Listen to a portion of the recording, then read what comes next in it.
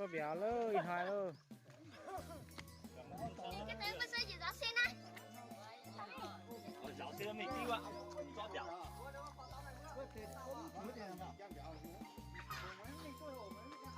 Kia mà béo nhiều nó to là.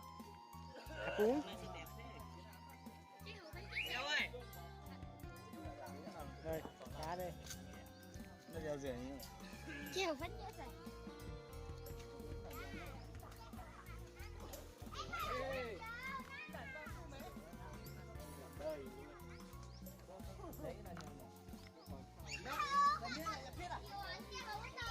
Hai gì? Xanh nhỉ? Ô, người ta có béo nó xuống đỗ luôn. Rất nhiều cái này rồi. Anh tôi tính cái béo lô tôi phải hả họ?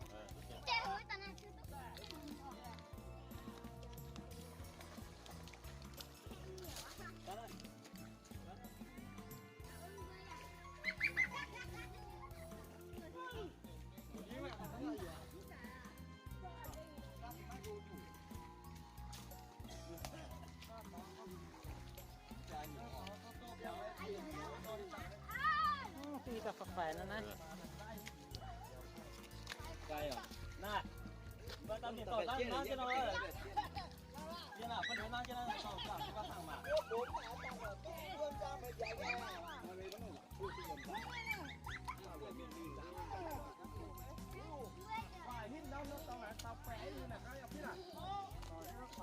Thằng còn giàu xoàng cá.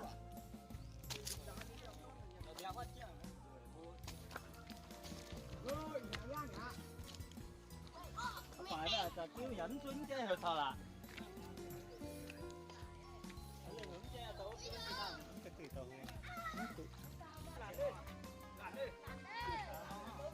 Chào các bạn xem nha, hôm nay là ngày mùng 2 Tết.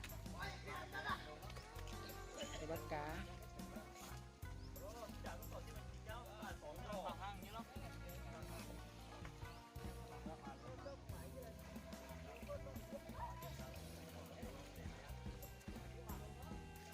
Kia tao sao đâu, đuôi à. Ủa mày ơi, mày có tìm bắt đầu với phòng luôn. Đâu có đừng thô được ra đó mà. Với hạt đó đó. Sắp chết luôn đấy. Cái gì? Tao mới có thể cho bao nhà tao bảo là cái này cái gì chết xuống. Mà tao lúc rồi chết xin xuống nó biệt rất đồ nhẹ mà. Ôi với bảo gì luôn có lại nó giờ có ba tay luôn cảm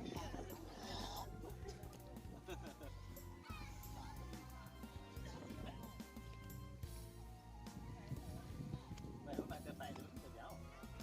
Giang nòm là. Phải cái này cho phải đâu mà. Cái kêu nó to béo. Nó biết lò béo to hay là. Anh tấn tại.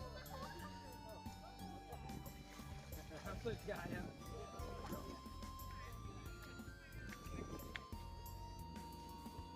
Wow, thiếu vào. Thiếu vào trời. Wow, thiếu tao vào. Ai là trên nó cháu đám sống kia đâu.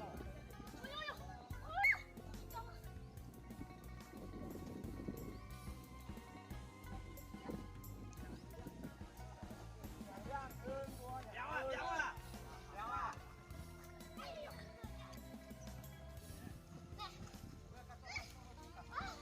Nó lên phải vào phải đấy mà. Cơ mà kéo ra là có. Em ơi.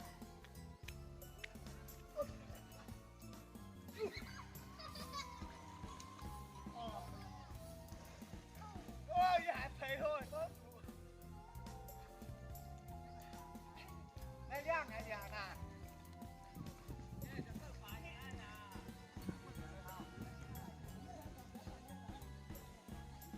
Bang hả?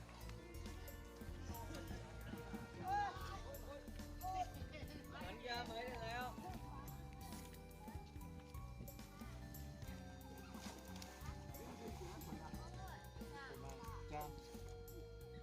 Giờ nhận luôn. Mà là ông pha Apple vậy ta thì nó lý ứng cái chuyện nó chuyện không chưa mà.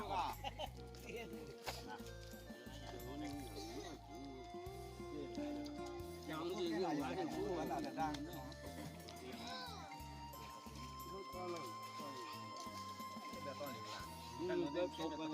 Đồng đàn đó đâu. Thế là. Mà giá có cái gì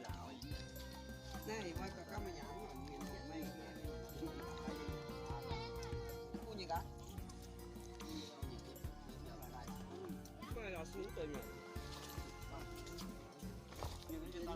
Đây đây. Đó, quên tay một con nhà nào. Lá bắt đầu là xí nhỉ. Tại vì nhìn tí nó đồ mới nó không biết rồi người ta chưa được quyền con. Thế là bác cái hôm là cái hầm số à.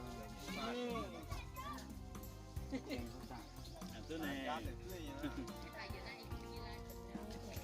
Chờ lưu. Cô mạng. Vì hơn bây giờ. Rồi tờ nên tờ cái nhà nó. Thì giờ này.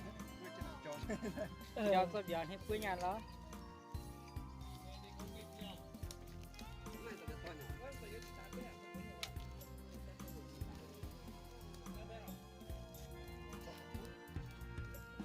Rồi hay gì nè, giờ tao.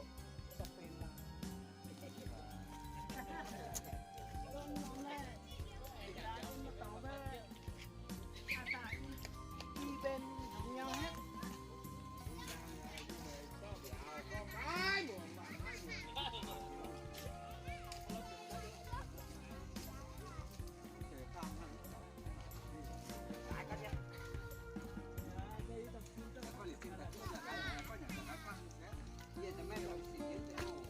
Và quên nó liều sao hả? Cái mưa tỏi cũng ngọt sẽ làm mình dạng luôn là tùng giang kháng khói nó cái hàng hoa sẽ dạo là chưa chơi thế mà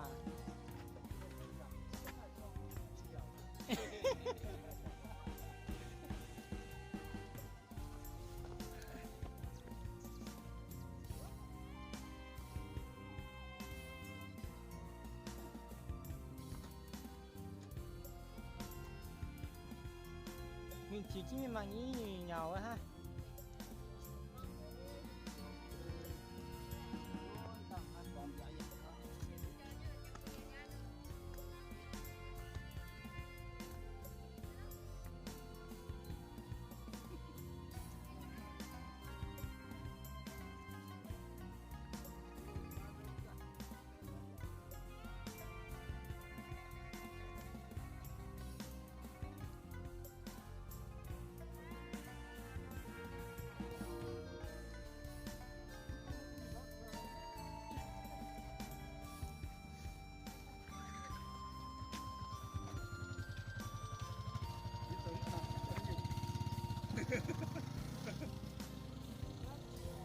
Thế chỉ cái mấy thể xe mà cà phê hay nó là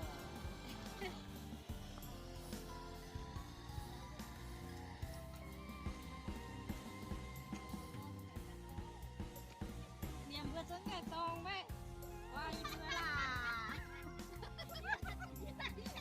nhưng mà ăn cái tông rồi ấy không phải cái tông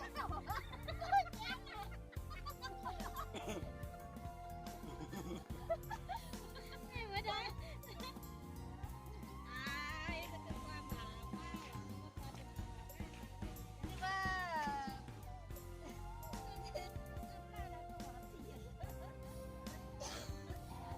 mà mấy chị hiểu này toàn tạp vào gương nhiều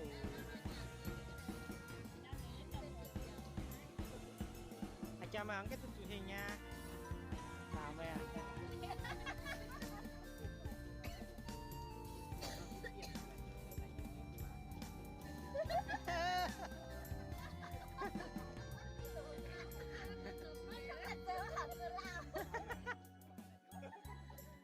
tại giờ mà chứ con tao hôm nay kia xe tay ra giờ tôi con hôm giờ tôi bảo tôi giờ tôi mà bảo tôi sang hàng hoa kinh gì nhiều anh ấy rồi Anh giếng thầy anh đi đeo về. này chi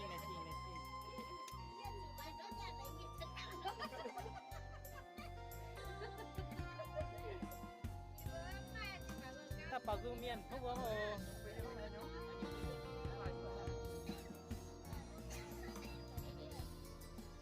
như vậy hai bốn vẻ nha hai nha tao hút xịt tin còn cái này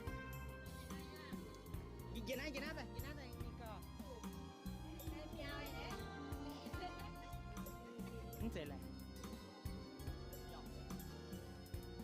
gì nãy đây nên con gì nãy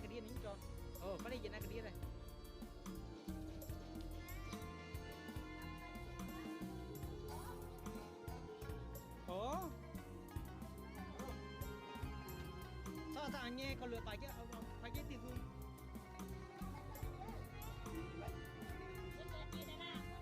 từ khi cái nè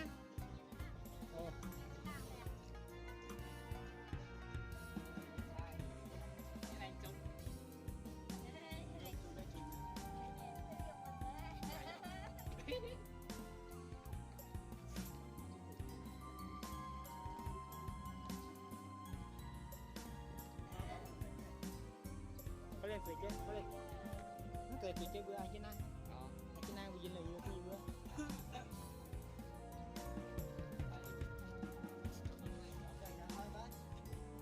cái nhà hao ủa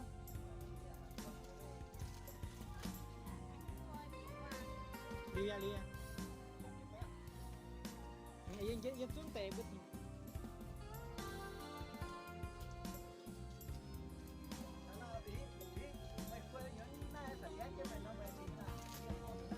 đi phủ mẹ nó loa đi phủ tiền nè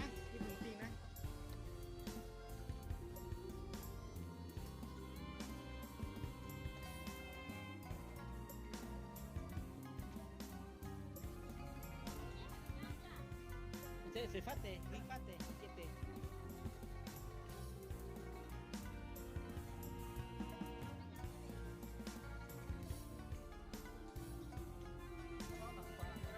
mà xia mà không phải vậy mà ta tiếng cu xia cái đẹp nhỉ ai đó nó không làm sùn sói lại có ai vui bây giờ có ai vui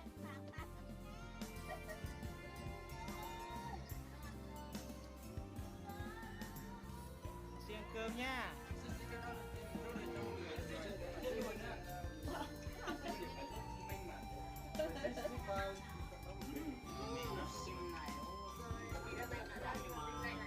em kêu làm bằng gì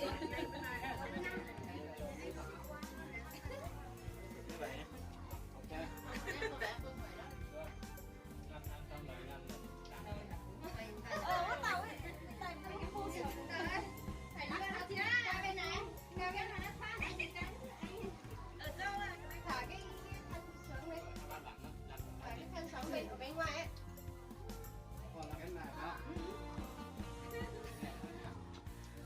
thào cho che cho nó mát cơm ngon hơn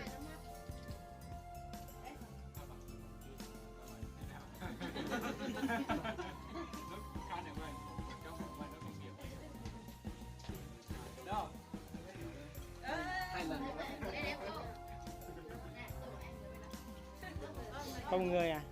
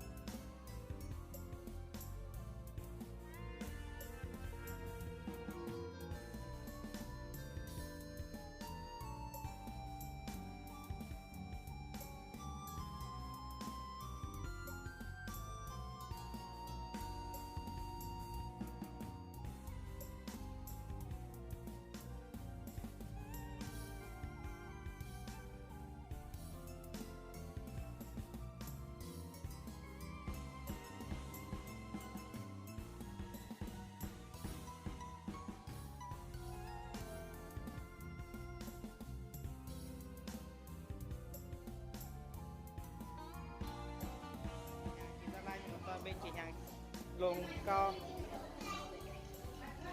นะ Tôi nhận đáng cái chỗ ấy. โอ้ยี่ตัวไข่ตัวนี้เดี๋ยวเยอะมาก Nhận đáng, nhận đáng.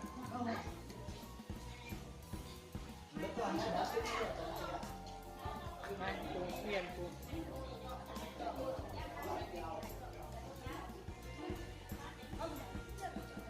Cái cõi.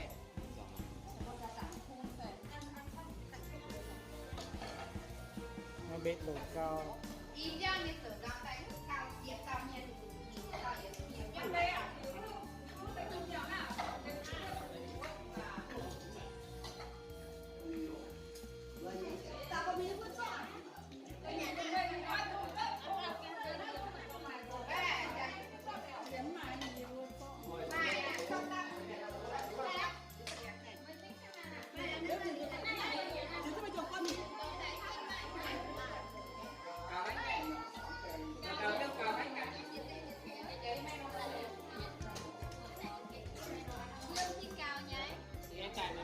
mặt gà chó Nhà năm gà.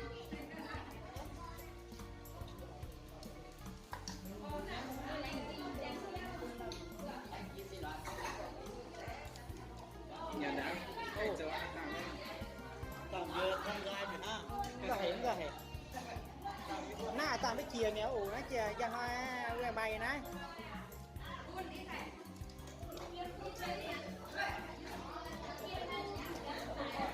Về tắm cái coi là